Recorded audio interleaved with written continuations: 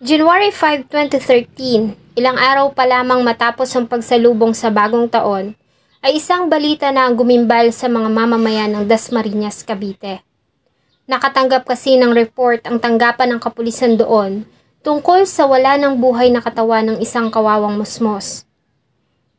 Dalawang mangangalakal ng basura ang nakatagpo sa katawan ng isang bata sa silong ng isang bahay sa barangay San Lorenzo 2 na natatabunan ng lupa at basura.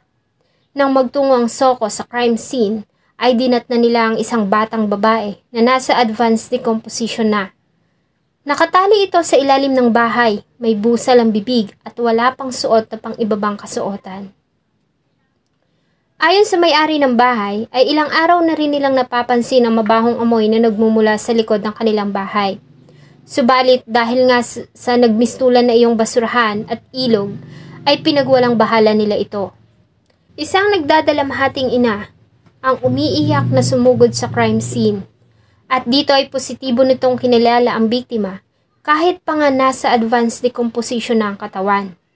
Ayon sa kanya, ang suot nitong bracelet at relo ay pagmamay-ari ng 9 years old niyang anak na babae na si Zosimay Magluyan na 12 araw nang nawawala. Sino si Zosimay Magluyan? At bakit nito sinapit ang karumal-dumal na kamatayan? Sino ang mga walang pusong tao ang gumawa nito sa walang kalaban-labang musmos? Bago ko po ipagpatuloy ang ating kwento, sa mga bago po sa channel ko at nais sa mga ganitong klase ng kwento ng krimen na nangyayari sa loob at labas ng ating bansa ay maaari pong pakipindot ang ating subscribe button at notification bell para ma-notify kayo pag may mga bago tayong upload na videos. Siyahin, palakaibigan at malambing na bata. Ganyan ilarawan ng pamilya si Zosimay. Tulad ng mga ordinaryong bata ay mahilig itong maglaro sa lansangan kasama ang mga kaibigan. At tulad ng karamihan ay excited si Zosimay sa pagdating ng araw ng Pasko dahil sa araw ito kung saan maisusuot niya ang maganda at bagong damit na minsan niya lamang sa isang taon maranasan.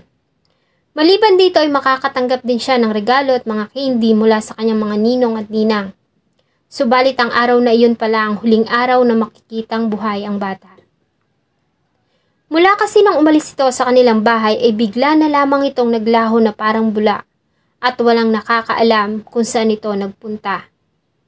Tinanong-tanong na nila ang lahat ng mga tao at lugar na maaari nitong puntahan. Subalit walang nakakaalam kung nasaan si Zosimay. Nang kumagat ang dilim at unti-unti nang tumago ang araw, ay lalo silang nag-alala.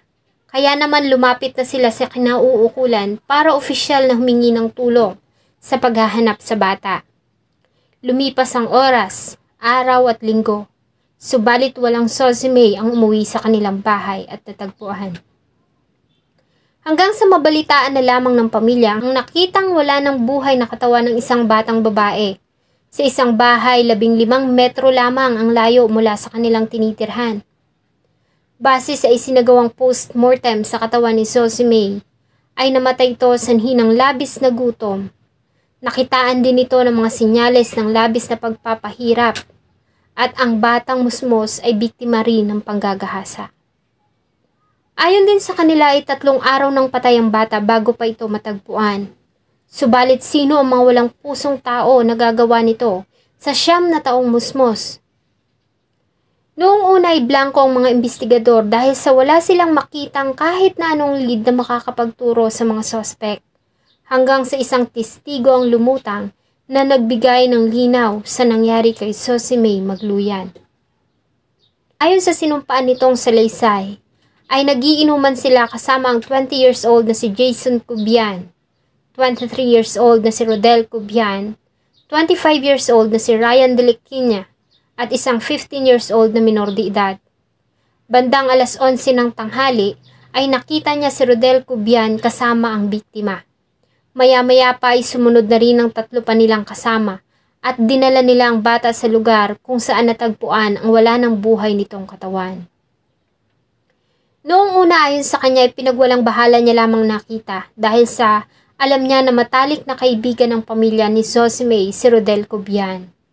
Subalit nang kumalat na ang balita ng pagkawala ng bata ay dito na siya kinutuban ng masama. At lalo pa nga itong nadagdagan nang matagpuan ang katawan ng musmos sa kaawa-awang kondisyon. Ayon sa kanya ay ilang araw din siyang hindi pinapatulog ng konsensya, hanggang sa naisipan niyang maglakas loob na magsalita at tumistigo. Dahil dito ay agad na inaresto ng mga pulis ang 4 na suspects, samantalang tinurn over naman nila ang 15 years old na minor de edad sa kustodiya ng Department of Social Welfare and Development sa Cavite. Ayon sa inilabas na statement ng Dasmariñas Police, ay umami ng mga suspect sa kanilang ginawa kay Zosemay. Ayon umano sa mga ito, ay dinala nila ang bata sa silong ng malaking bahay. Doon ay itinali nila ito at binusala ng bibig para hindi ito makagawa ng kahit na anong ingay. At doon ay pinahirapan nila ang bata at halinhinang pinagsamantalahan. Ginagawa umano nila iyon ng 3 beses sa isang araw sa loob ng 8 araw. Nang magsawa ay iniwan nila doon ang bata noong January 2, 2013, ang araw na hinihinalang nalagutan nito ng hininga. Subalit ang nasabing revelasyon ay itinanggi ng mga suspect. Ayon sa kanila ay hindi totoo na umamin sila sa ginawang pagdukot at pagpatay sa bata. At iginiit nila na wala sila sa barangay Lorenzo 2 nang mangyari ang krimen. Ang 3 ay kinasuhan ng pagdukot, pagpatay at panggagahasa sa Prosecutor's Office ng Cavite. At kung mapapatunayang nagkasala, sila ay mahahatulan ng habang buhay na pagkakakulong without eligibility for parole. Labis naman ang pagdadalamhati ng pamilya sa sinapit ni Zosemay, lalo na ang kanyang lola na siyang nagpalaki sa kanya. Ako rin nagpalaki noon. Napakasakit sa akin yun sa amin. Lalo na mister ko. Nagulat din sila dahil sa ang mga suspect ay kilala nila at tinuring ng mga matatalik na kaibigan ng pamilya. Maliban dito ay kasama nila ito noong mga araw ng kanilang pagluluksa. At ang mga ito pa mismo ang nagbuhat ng ataol ni Zosemay nang dalhin nila ito sa kanyang huling himlayan. Sadyang nakakapanindig balahibo ang sinapit ng batang si Zosemay. Maging ako ay talagang hindi makapaniwala na may mga taong kayang gawin iyon sa batang musmos. Ano po ang masasabi niyo sa ganitong mga pangyayari? Sapat nga ba ang kaparusahang habang buhay na pagkakakulong sa ginawa nilang kababuyan at pagpapahirap sa isang batang bago pa lamang nangangarap sa kanyang magiging kinabukasan? Salamat po sa inyong patuloy na pagtangkilik ng atin pong mga videos. Huwag niyo pong kalimutang mag-iwan ng saloobin at suggestion sa atin pong comment section. Sana po ay samahan niyo po ako muli sa susunod pa nating mga episodes. Thank you so much po and see you in my next video.